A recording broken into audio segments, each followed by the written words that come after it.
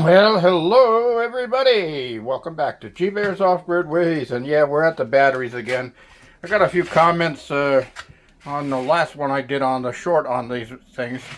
And everybody's saying, well, why don't you reverse the wires around so they go in the other way? And we'll see, you didn't see in the other video, there's a recess here. And these caps, of course, are just covering the bolts. But this bolt is level with the top of this. And the terminal is actually recessed down. So I could go out this side, but I can't go out that side or that side without bending the wire end. And that's what my plan would be just to put these in my vise and bend them in an L shape so this comes upward after it's bolted down. And I'm not sure if I'm going to do that or not, because I got another idea, and that is, my dilemma is I need to make room in the battery room to put all of these in there properly and make clearance on the doorway and that stuff. Well, in order to do it correctly, I really have to take everything out of the battery room, including all the shelving that's in there, and rebuild it. Hope the wind's not bothering you. It's blowing good, but it feels good out here because it just recently dropped below 100 again. All right, so those shelves are only about half the depth of what I need for the new batteries. So they won't work for the new battery. So I can't just take those batteries out and put the new batteries in there. It won't work that way. Now I might be able to just add a platform on that bottom shelf that will extend it out a little ways, and then just put a piece of 2x4 under this end to support the end of it so it doesn't tweak down or anything like that, and get away that way. And I'd put them all right there. And what I'm trying to do is I wanted them right underneath the inverter and raised up enough so there's only enough gap to get my hand in between the shelf that the inverter's on and the batteries, so that I could shorten the cables that come from the batteries to the inverter. And because I'm going to be running 920 amps, and I've got, I think I might have 2-aught wire going on there, 2-aught welding cable going from the batteries to the inverter right now. But I'd like to shorten it, because one of them is probably 4 or 5 feet long, and the other one's 3 to 4 feet long. I'd like to get them both about the same length, so that it's less draw and voltage drop between the batteries and the inverter. Get the best of the best if I can. So what I might do in order to do that is go to the second shelf right there and use that shelf as the place for my new batteries. All right, here's my dilemma.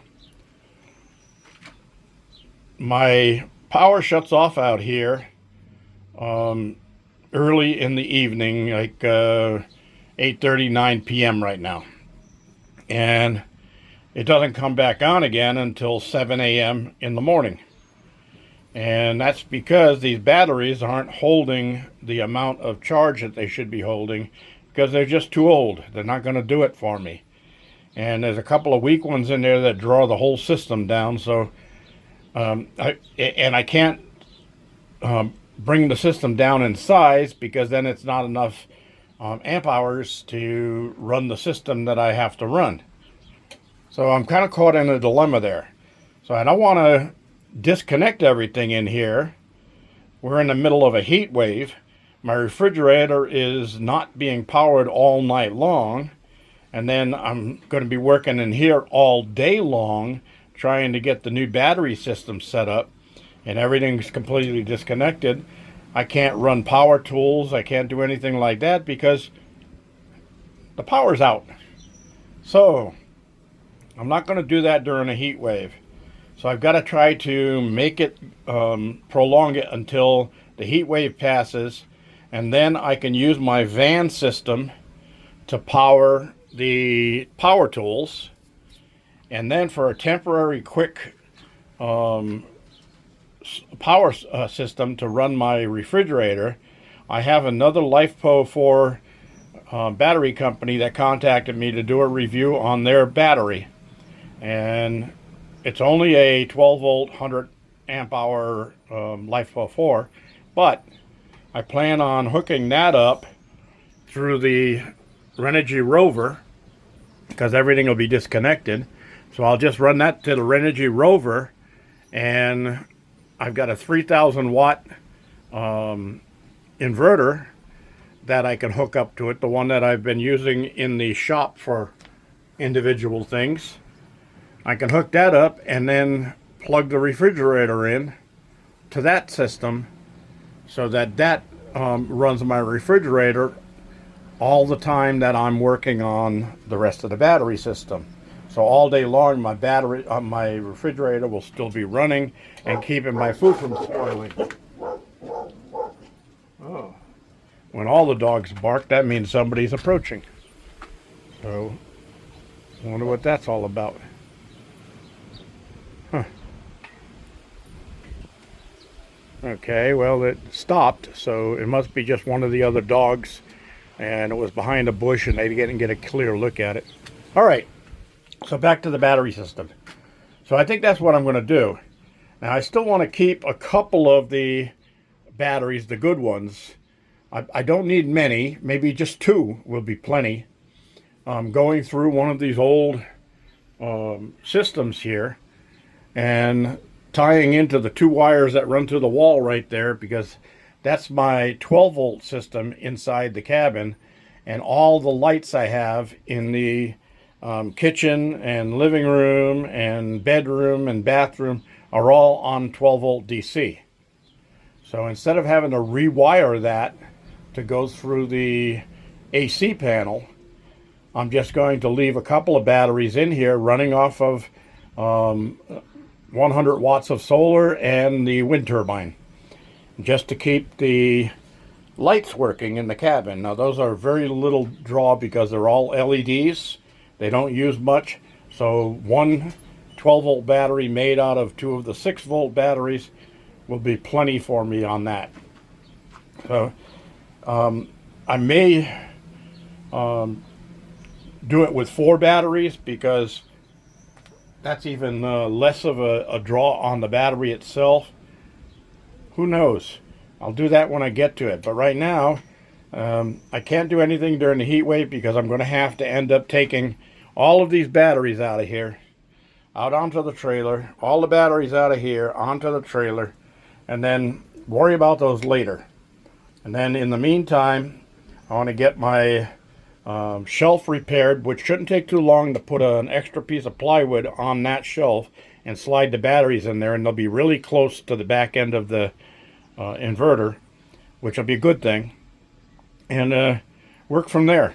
Once I get those 4 lead times in, and I'll be running on that system to keep my refrigerator running, keep my tools running, all of that stuff would be taken care of. Then I can take my time and figure out what I want to do with the rest of this. So I still like to keep some of these shelves in here just so I can store all of my solar stuff. In this shop, in the garage, excuse me, I just had a big bowl of chili. But yeah, in my shop, I've got a bunch of old inverters and different parts for solar, and I'd like to get them out here and then just leave that electrical part in my container as my electric room for AC electric. Everything out here would be for solar, and then only solar would be out here. So I can clean off that upper shelf up there, get all the junk off of there, and just keep a couple of tools out here that I might need in a rush or in a hurry, and that's it. Then I'll be Up and at 'em and in like Flynn. Hey, there's one for you, Tony and Leanne. In like Flynn. Where'd that come from? This is G Bear. Thank you for joining me and signing off.